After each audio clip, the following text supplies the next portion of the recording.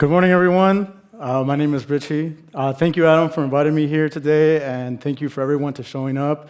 This is going to be exciting to be here. As a matter of fact, my first time in Europe, so got to see a couple of different cities already. And so as a title on my slide, Driving Success with UX, we're going to be talking about a different side about development. Lots of time it's kind of forgotten or sits in the back burner. I know as developers, we like to try to be the most optimizing our code, maybe shorten that ternary operator and our algorithms, right? But we forget that there's a real person behind that device. We forget that those are real emotions, and it can make or break your application. So it's something not to take lightly. It should be up in the forefront. And hopefully I do my job here to advocate on behalf of that.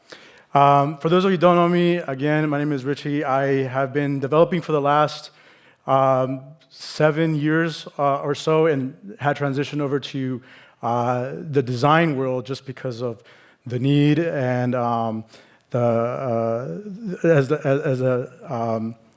we started creating more applications for enterprise. We lacked a support team that kind of drove our success with our consumers. So that's where I come in, and I want to start off with kind of asking you a question, and how many of you this morning had woken up and the first thing you grabbed was your iPhone? Assuming you have an iPhone, of course. Yeah, as I expected, a lot of you, if not all of you, right? I would like to say that the reason for that is probably not just because it's the most convenient piece of device that's right next to you, because at the end of the day, that device is just lifeless. But yet we carry it in our pocket, we rely on it, we use it for our work, for our aspirations, for our dreams, and of course for our living as well. But that's because there's an experience that's attached to that device, and I'd go on to say that's even an extension of ourselves, of our identity, and to unlock the world's information and experiences and so forth for our daily facets.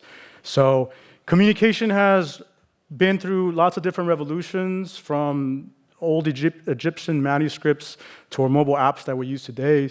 But at the core of each and one of those has always been the experience of that user communicating, whether it's beyond just a tool. If some of you don't know what exactly is UX, it's really the bridge between the consumer as a human and the device that they're using, the technology. And the reason why it's so important is because our users are the ones that are making or breaking your application, and they're the ones that are actually using it for their reasons to find solutions for their goals, which you guys are developing or designing on a daily basis.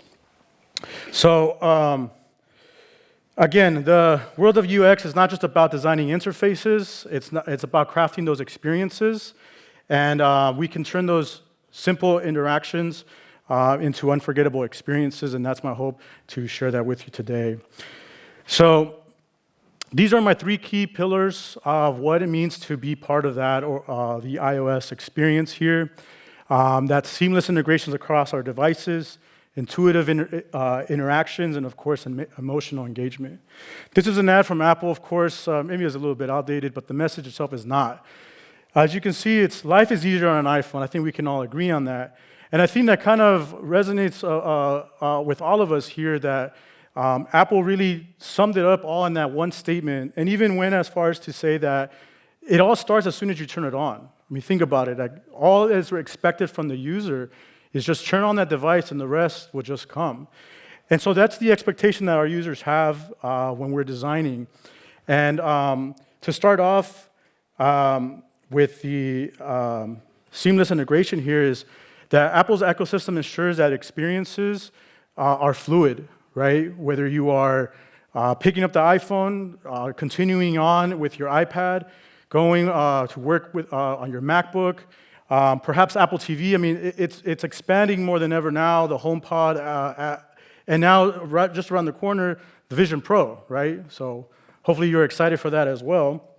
But really, what I want to paint a picture on the seamless integration is I think a lot of us, since we're all part of different countries and all travel to get here, we can all kind of resonate, or even if you don't, picture this, that let's say you start off your morning, maybe you're using the Notes app, jot down some notes, get ready for the day, and so forth, and you're on this commute.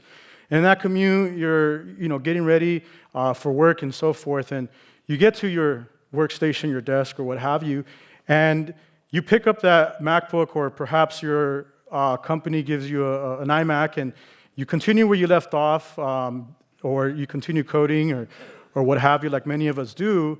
And you go home, and you take that train, or you're in that Uber, or what have you, and you maybe try to finish up for the day, polish up some stuff, and you go home and you relax, maybe turn on your Apple TV, right? That is not a painting that is in the near future. Obviously, a lot of us are experiencing that right now. Some of us have multiple devices. And that's the seamless integration at work across the devices. That's the standard the Apple has started for us that our users expect from us, that it just works. It's that magic. But it's more than just that keyword, right? That magic is as developers, we know that's obviously algorithms at work. We know that those are some APIs that we're using. We know that a lot of it is developed by Apple, but it's our job as developers to continue that, to make sure that they continue that fluidity. And of course, that brings me to having an intuitive interaction. Okay, Apple has always valued the experience as simply it just works, right? There's no manuals for a lot of the stuff that we use. There's no guides or nothing that really it's emphasized. It's just supposed to be as intuitive for the user that, and don't misquote me, but I believe even Steve Jobs said that it's like a baby should just be able to use it, right? The iPads. I think a lot of us have family members or friends, little ones that just pick up the iPad, all of a sudden they're IT pros. They just know how to, use the gestures, tap into it, and so forth, and that's the benchmark, right? And of course, ending this slide here with the emotional engagement. This is a pretty strong statement to use the words emotional and design when it comes to technology, right? Why would you think about emotions when we're building a product? Well, that's exactly what our users expect us to have. Just a quick example of this would be on our iMacs and MacBooks, we have that sleeping indicator, right? Now, maybe at face value, you might think, what's so special about that? It lets you know that it's in a low power state, it's sleeping, and nothing wrong with that. But Apple really meticulously crafted that experience to be beyond just an indicator. As a matter of fact, that blinking light almost mimics the heartbeat of someone that is in that deep state of sleep or rest, right? That indicator almost becomes human-like. When you're looking at it, it's soothing, it's calming, it doesn't pulsate fast. It has this tempo, and it lets the user know that my iMac is sleeping, my MacBook is resting. It almost becomes alive, and that is that extension of your entire professional life, personal life, and so forth. And I'm sure a lot of us have also used applications where we're just so consumed by it, engrossed by it, right? Maybe it doesn't have to be some social media application. It could be just that one app that you really feel like, man, I can't put this down. Like maybe it's for professional reasons, but maybe it's for personal reasons, for medical reasons, right? Maybe it's an application that gives you information that it's vital to you, and you just find delight in utilizing it beyond it just being a chore. So that begs the question, okay, I hear you, it's important to think about the user, but really, why should I focus on UX? I mean, really, that's not building the application. To say it's a valid point, but there are some reasons why you should still remember about the user experience in mind when you are developing your applications. And I think the first one just speaks for itself. We have some of the most loyal fan bases in the world, the most users that expect the most of premium quality from our design to the interface, to the way we navigate. I mean, the ads, we've all seen the keynotes, WWDC, those cinematography that's like, how do they do it, right? That's what our users expect from us. So if you fall short of that, they're gonna be in this state of unfamiliarity, right? You're gonna say, how come this app doesn't feel like it belongs in this ecosystem?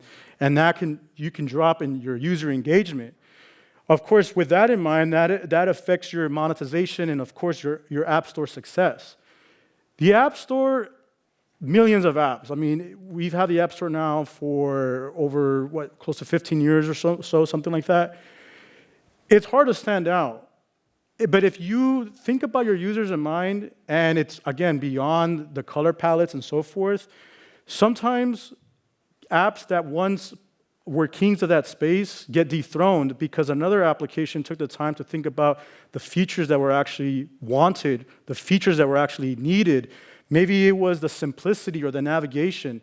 I don't think I have to remind a lot of you, if you were around in the 90s, about the kings of search engine at the time, right? You had Yahoo and you had Ask Jeeves, and there was a plethora of other ones, but then Google comes out, and they weren't innovative in the sense that they were providing an original concept, but where they did find themselves to be apart from the rest of the crowd was their simplicity in their homepage. I mean, we think of it as kind of intuitive now, but having just that simple search bar was unheard of. Like, that's it? That's the whole page? Is it done loading? Where's the ads? Where's the job search? Where's the chat? They didn't have any of that.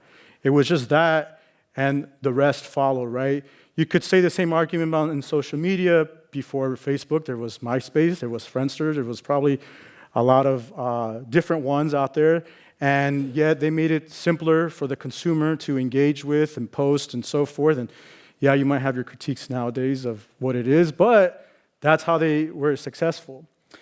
Of course, we have distinct advantages of just being part of the iOS platform. And when I say iOS, I really mean the entire Apple platform.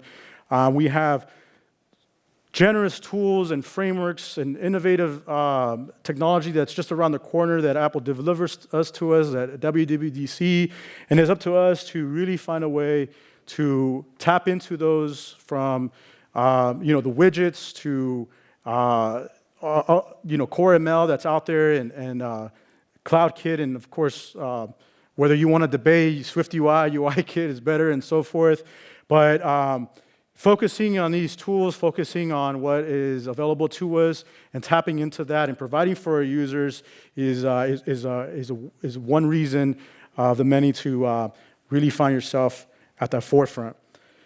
So the journey of iOS has been nothing short of pretty much revolutionary. It's just a testament of Apple's commitment to evolving, to learning, and to putting the user at the center.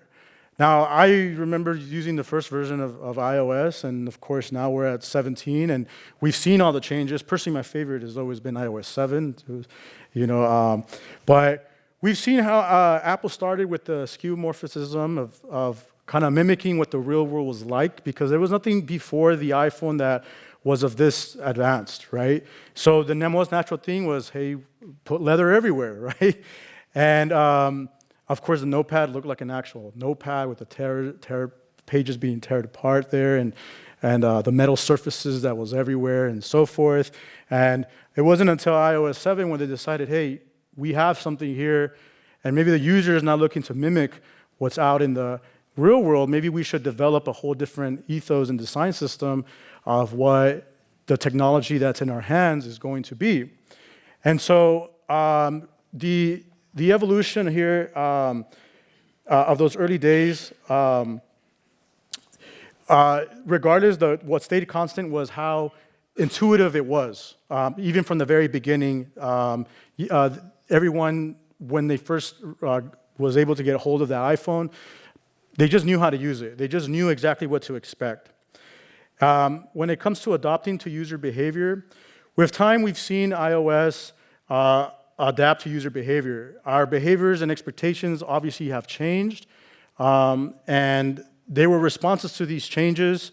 Again, Apple has always introduced new tools along the way to help with developing in iOS, what they can expect. Again, one of the most prominent ones right now is the widgets, and although that's been around even from earlier versions of Mac OS, now it's like at the forefront of the iOS 17 and Mac OS Sonoma. And of course, exploring, we have the ability to explore new platform innovations. As I mentioned previously, we have all of these different kits that Apple provides us to make sure that our applications stay modern, that we can engage with our users more fluidly. And I'm sure we all seen applications that offer us that watch app and the widgets and the actual full-blown native app and maybe the clips. And it just enhances your experience. You know that it's not going to be a burden when you need to find something. Maybe you're finding a flight and your watch tells you, hey, it's a gate 17 or whatever, and you pull out your iPhone and even more complex detailed information is there just at your fingertips. And that's what's being provided for us now. Of course, this is all transcended throughout the years. Now, as we journey through this realm of UX, of course, what I just mentioned was a lot of philosophy and a lot of abstractness, and so I want to get into some of the real-life applications that I think that serve a different area and purpose that just kind of solidify what I mentioned. We have Airbnb, Calm, and Duolingo. I'm sure a lot of us are familiar with these. I chose these based on what I feel are different areas of the user experience that they sort of are strong in. They're in different industries, and they just serve a different purpose. Let's start off with Airbnb here. This is a name that's synonymous with travel, with exploration, hospitality, and experiences, right? One of the areas that I find Airbnb to be strong at is their trust through transparency. Now, we might criticize them, maybe they have too many fees or what have you and this and that, but really, they lay it out all for you here before you even book that place to stay. It's very transparent, but it's a very high-quality application. There's a lot of information when it comes to traveling, when it comes to exploration, when it comes to booking that stay. Maybe some of us here use them on our way to Leeds. And to pack such an enormous amount of information and deliver to us in such an intuitive way that is not a burden when we're looking for that information, I think is a work of art. And that's kind of saying something when you're talking about development here. As you can see here, high-quality images, all the information that's important and permanent for you to make that decision are just up right in front and center, reviews, bold text, clean color palette, and again, the price breakdown here, as you can see in this screenshot. Again, there's no clutterness here. It just works. All the information you need or would want is available just up front and center. And I think that length that they went to make sure that it's cohesive and uniformed and clean and aesthetically pleasing, assuming that the application does work when you need it to be, right? This helps you build that trust. You now trust them. You now find them to be a valuable companion when you're traveling. You now find them to be beyond the pixels and beyond the algorithms because you do have plenty of choices.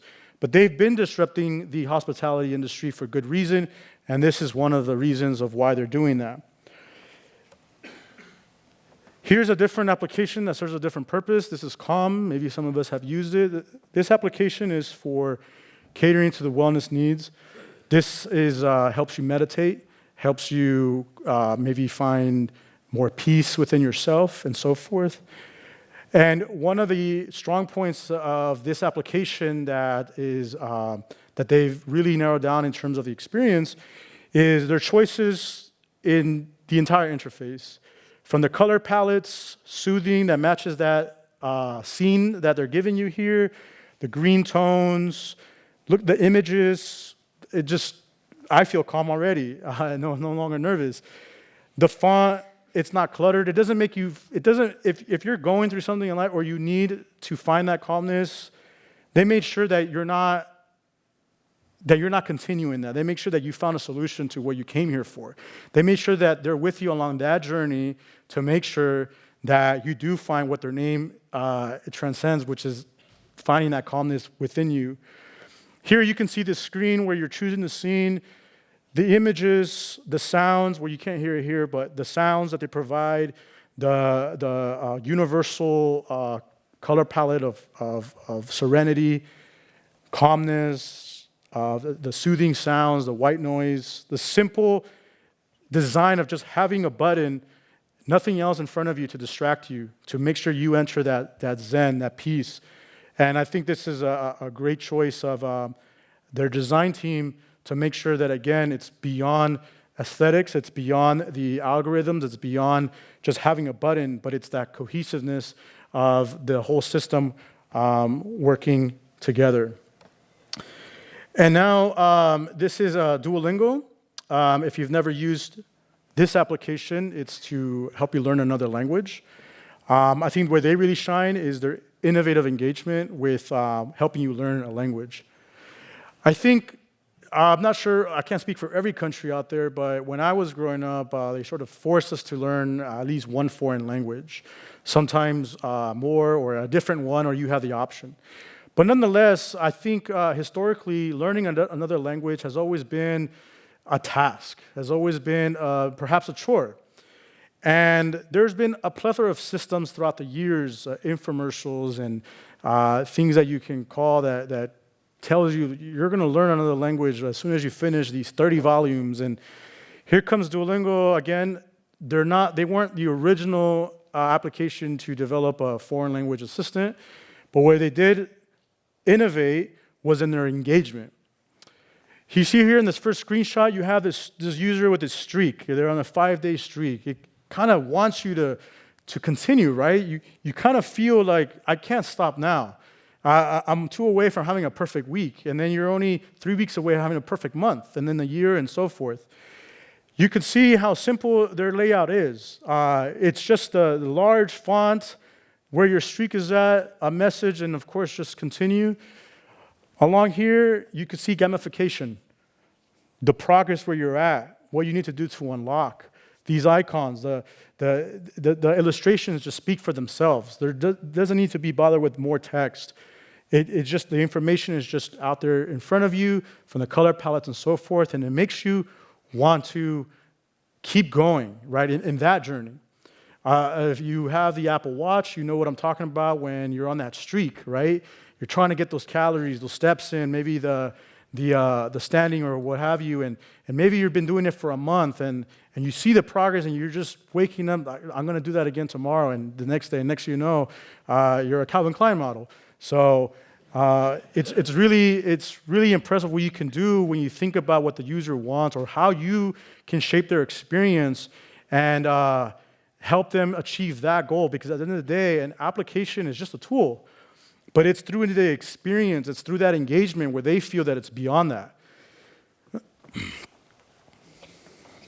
So as I move forward here, I'd like to bring to your attention probably the most pivotal part of this journey, and that is to some real tangible advice and strategies on how to craft the iOS experience based on the 3 pillars that I shared with you previously. And when it comes to iOS here, every pixel and every interaction is all intentional, okay? It's through the right experience is through meticulous planning and having a purpose, okay? Here we have 3 different areas of how you can do that: by understanding your user needs, by marrying code and design, and of course, the continuous improvement of feedback. These are just some principles that I want to share with you today on how, if you abide by this, how you can dramatically just increase that engagement and that delightfulness for your users. Now, starting for the first one, understanding your user needs. We all develop applications for different reasons, for different companies, for different goals or what have you. But if you don't know who these people are, how can you continue building upon it? How can you expand it? How do you know what the users want? How do you know that if just because you as a developer is the most intimate with that code, that doesn't necessarily mean that because you add that feature X or put the layout in this sense or what have you, that the user actually wanted that. I'm sure a lot of us have ever used an application where you've ever questioned, why is this here?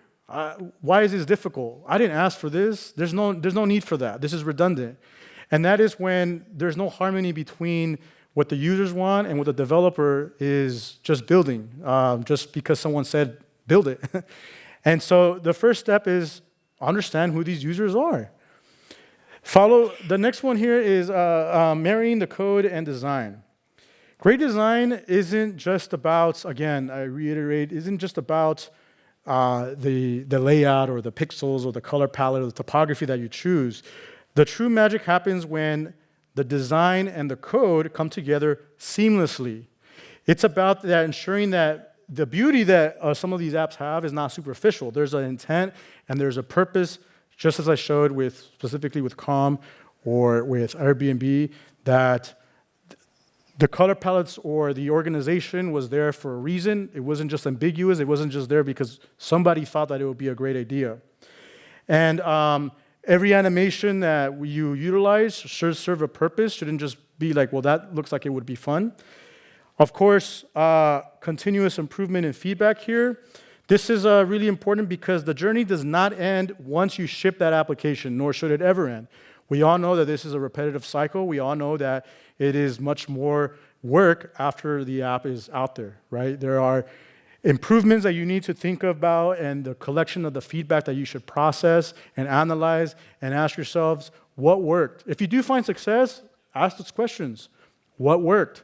What was it that the users latched onto? What was it about this application, or what was it about this one page or layout that keeps those users engaged and engaging on your application? So I think the marrying code and design kind of deserves more time here, and I think this is really aimed at developers and program managers here, that we've all been in a situation where maybe you never do get to talk to those customers. Maybe you don't care. Maybe that's not part of your job or your responsibility or any of that. Maybe you just want to spend all your hours, your time optimizing those algorithms and maybe reducing that memory footprint, right? And is that essential? Absolutely. If you don't have a fluid application, then the rest is garbage, right? Like the application does not work or is intended or fits that benchmark, then it doesn't matter what you put on the screen. So yes, it's a valid point that is something to think about, but the elegance of that code is not what they experience. You consolidating your code into maybe 10% less lines, making those callbacks to be more efficient, the user is not experiencing that. The user is just expecting that magic, right? So a lot of that work that we do as backend or maybe if you're a smaller team, you just do everything, then it's obviously the work that never gets to be seen or truly appreciated, and I'm there with you. I've done my fair share, but really it's something that the code and design needs to come together and resonate with that user. Now, that's where the synergy and the aesthetics functionality come into play. The Apple devices are known, obviously, for their beauty. They have great industrial engineers, and they have a solid software team and so forth. But it's that blend of the aesthetics and that functionality that come together that gives them their true embodiment, right? It's that brand, that image, and that reputation that they carry, that anytime if they release something, for example, the Vision Pro that's around the corner, we already know what to expect from that. We already know why they were late to that game. And we already know what we're going to get with that price tag. We know what we're going to get from Apple stamping their name on it, right? And that brings me to design-driven development. The best products are born when the developers at least talk to, if not think like the designers, and vice versa. The designer shouldn't just be like, well, I don't know, I don't touch Xcode, I'm just in Figma or I'm in Sketch. That's your job. Because when that happens, they'll create these unattainable mock-ups. And then the development team gets it. I'm sure you guys have experiences, and you look at it and you say, what is this? There's no way I'm building this. Or maybe the program manager says, yeah, well, it needs to be done in a week. And now you're having this battle between these different teams, right? And at the end of the day, it's about crafting that seamless interactions, right?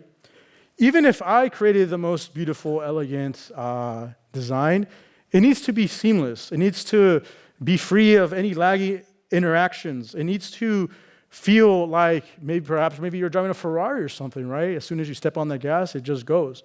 So regardless, even if the design team is on board, the developers also, and if the developers have the most optimized code, the design have to be up there with them. So it's a process, it's a balance that everyone needs to work together at the end of the day to make sure that it all works out when you're about to ship that product or do the next update.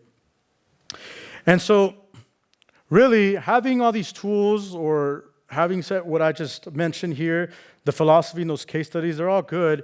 But how do we really apply them to create your next masterpiece, right? Well, I want to emphasize in prioritizing the UX and development. And really it's about, again, just keeping that user in mind, okay? Because again, the design itself is not going to matter, and neither is the perfect code, and even if it passes all the benchmarks. But I have a saying that just because an application is useful doesn't mean that application is usable, and vice versa. Just because this application is usable, if everyone did their job, that doesn't mean that users wanted it, right? It's not useful. Like, okay, great, you gave me this beautiful, performant piece of art, but no one had any need for it. And so you have to keep that in mind when you're expanding on your applications, when you're thinking about creating another application, or when you're thinking about continuing adding those features. Is this what the user wanted? Is this the experience we want to give them? Is this something that's part of our philosophy, probably your culture? Is this something they expect from us, or is this just going out of left field? And of course, embracing the feedback and interaction. Maybe you might get those bad reviews. You might get those positive reviews. Either way, don't be offended. Either way, take that as your data, as your focus point and group, and it will guide you to see where you head next. Of course, and I think a lot of us as developers know this, is to adopt and evolve with those trends, right? The iOS, Apple, macOS, iPad OS, it's changed. There's something different in this version, the next version. Maybe some of them are subtle or not, but keeping up with them will go a long way. Perhaps a lot of us have ever sat down an application and wondered, why didn't they implement this new feature? It would have saved me a lot of time. Why didn't they refactor the UI to be more in tune with the modern releases? And sometimes we judge them based on those alone. We see it's like, well, this app doesn't look like it's been updated. I don't know if I should use it. It doesn't feel like I can get anything out of it. And so really that iteration is key here. And this is a powerful quote by, of course, the great Steve Jobs here, that it's in Apple's DNA that technology alone is not enough. It's technology married with the liberal arts, married with the humanities, that yields the results that make our heart sing. I think that sums up exactly how he shaped the company and how when he thinks of Apple or what he wants the users to feel, is that we're not just some tech company that is just delivering upon them. It's a company that is targeting the heart and soul of that user. It's tapping into those emotions. It's tapping into their goals. It's tapping into their dreams. It's tapping into those aspirations. We all download an application. We all use different applications for different reasons, and most of the time it's to get something out of it. I think it's our job to make sure that really we take this into consideration, and as this last part here says, our heart sing, is that's the experience part. That's the emotion that he believes in since day one. And so as I come near the conclusion of this journey here, I kind of just want to take a brief moment here to recap on exactly what some of the key takeaways here, and that is, again, I first started with just diving deep into the critical importance of what is UX, how is it important as developers, as your team, and as we continue with the iOS ecosystem here, understanding that UX is more than just aesthetics, that UX is about the user in mind, that UX is about making sure that when we develop, It's for a purpose, there's intention, and that our applications resonate on a personal level. Of course, we looked at the case studies with Airbnb, Calm, and Duolingo, and we touched upon the strategies and what they did to leverage some of these UX principles into their systems. Of course, their intentions with their color palettes, the topography that they used, and so what their applications represent for the users. And lastly, this dance between code and design is always going to be a debate amongst different teams. This harmony that should be embraced rather than debated and have any friction. And as developers and designers, really it's our job to ensure that we are in service to the user, to make sure that we hear them, to make sure that we are building towards their goals, right? And that we abide by the cultures that were set by our respective teams and development. And really, as you step out, I really want you to carry these insights with you. I hope that you found value and implement them in your next creation and truly making a difference in the world of technology. And as I leave you today, I want to thank you for coming here. I want to thank you for everyone sharing this knowledge and excitement for Apple's creations. And with that, let's create better experiences. Let's inspire. Let's go into the next generation of applications and continue the legacy set up by the founders of Apple and what they're doing today, and tapping into the emotions and the dreams of our users. And I thank you guys all for being here today with me today, and I hope you enjoyed it.